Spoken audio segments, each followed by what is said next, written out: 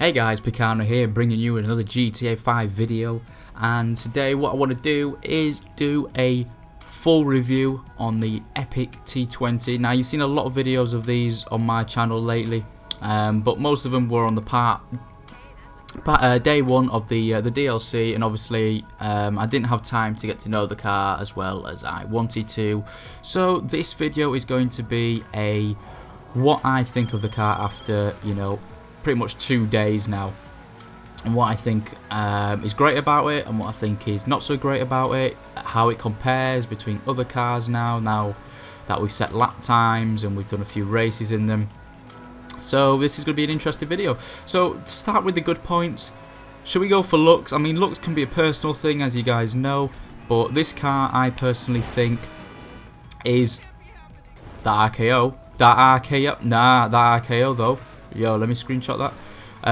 But the looks on the car, I personally think are the best in the game. Like, this car here is truly insane, just in terms of the way it looks. Just the sleek design, the ability to have obviously the spoiler that's active, which reacts to your braking, and obviously, as shown in Bruffy's latest video, that it does actually compensate in terms of racing, so it does actually work, in other words. My driving's horrible because my hands are so cold. But yeah, the general looks of the car is outstanding. P1 obviously all over, we sort of knew this, but yeah. Moving on to another good point, the handling. Now, whereas the Osiris felt really boring and really sort of heavy, but the Osiris did handle well, there's no denying it. It was a lap record car, so it had to handle well at the end of the day. This car here has much more of a balanced feel to it. You can sort of make this car turn into tighter turns a little bit quicker. You can approach corners just that bit more confident, because you've got a bit more freedom in the car, so you can get the back end like that straight away. And it's really interesting to obviously have different driving styles within one car, and although it's not Turismo like in terms of flexibility, it does offer really nice performance on different levels, so that's a plus point. So the handling is great. Next thing, the speed. Now, speed wouldn't be anything in a car if it didn't set lap time. So in other words, if this car here is obviously a world lap time record on certain tracks, and it will continue to do that as people put this car to the test, and you've got to have speed, you've got to have acceleration, and you've got to have some sort of top speed. Now this car here, as you've seen on the drag race video against the Osiris, is pretty much even Stevens throughout the course, so it's got really great acceleration. So coming out, shooting out of corners, absolutely fantastic. Approaching those long straights, again, really good. It's not going to be an adder performance on long haul, but track wise, a track's never even half a mile in terms of a straight, so you're going to be absolutely sorted that way. So yeah guys, that's really good. Lester, piss off. So another good point is the actual, now this could vary between different people, but the ability to sort of customize the car. Now, it's not got as much customization as some supercars, but it's enough. Customization is a big point in cars, and this could sort of go in with styling, but customization on this car is actually good. It's subtle, but it's good, if that makes sense. So it's a really nice, compelling package. Now, what I don't like about the car, is I wish this car, instead of a lap time record car, as well as it's good enough to have, I'm driving one hand now, as well as it's good enough to have and do once in a while, I really wish this car was rear wheel drive.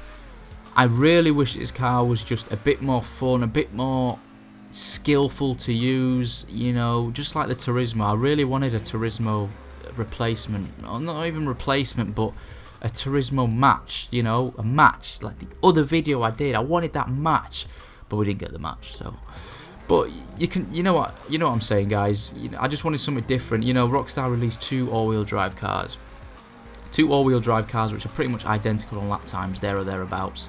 So I wanted something with a bit more freedom, but that's just the way it is. We've got to live with it. Like I said, it is more fun than the Osiris, but that's the downfall to me. It may not be a downfall to you, but that's the downfall to me. Remember, it's my personal review. Another thing, price. Price, okay. The money's in it, the money's. So, 2.2 million, you know, Osiris 1.9. Is it 300k more power, more speed, more looks, better than the Osiris? Probably not, but then again, if you've got 1.9 million to spend on a car, you've probably got 2.2, so that pretty much cancels it out. That's pretty much like real life, really. You know, if you're in real life looking for a £500,000 or dollar car, so you know, and you think, okay, £500,000, but you see this other hypercar in real life, and you think, okay, 800k. Well, if you can afford 500k, you can pretty much push to 800k. So it's the same thing, and you know, like I said, you can afford 1.9, you afford 2.2. It's just simple as. I mean, my personal thing is it worth £300,000 more? No, but if you got the money, then you know you might as well just get it, just for the status anyway alone. But no, it's not worth £300,000, so you can put that into a downside anyway. Next bad point. Now this is actually quite. I'm struggling here really. I'm just sort of trying to get a sort of 3-match bad point, but I'm really struggling. I suppose you could argue that this is the thing, the spoiler. Now, if the spoiler gets wrecked in a race, if you get hit from behind a few times, your race can basically be affected. Now, because obviously active spoiler, this is partly the reason. You know, as Bruffy's said in his video, and obviously proved that the spoiler does play a big part in handling. You know, if it's broken and it's dropped and you're going around a track, you are going around nearly 2 seconds quicker. The car feels a lot more understeery. Understeery, is that a word? We'll use that word, understeery. Get that in the Urban Dictionary. So it does suffer. Like again, you know, if you're in a race, obviously battles happen in racing. That's what this is all about. You are going to make contact, and you are probably going to hit someone from behind. You may be caught up in a collision at the start of the race, you know, unintentionally, and your race can come to an end pretty quick. Whereas other supercars, it doesn't, because it doesn't have a dynamic feature in the car. You know, the Zentorno, if you hit the Zentorno a few times on the back, yes, it will scratch, but it doesn't affect the performance, and that's the whole point of the spoiler. So I suppose the durability of the car, obviously it's got a weak point, you know, a really bad weak point at the back, and you've got to watch out for that. So if you are up against one of these and you're not in this car, then obviously I would target the rear end and go for the batty. So yeah guys, that's the full review of the Progen T20. Absolutely fantastic car. Out of 10 I'd give it a 9. Honestly, it's a solid 9. It's fantastic, this car. And let me know what you guys think of this beautiful, insane lap record car in the comments.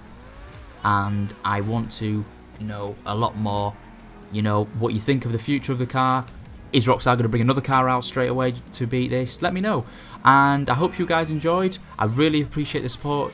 Like I said in the last video, you know, I'm loving the new people onto the channel, and it's really entertaining. I'm trying to bring back as much comments that I receive, you know, back to you guys, so I'm replying to as many as I can. And I hope you guys enjoyed, like I said, and subscribe if you are new around here, and I'll see you in the next one, guys. Peace.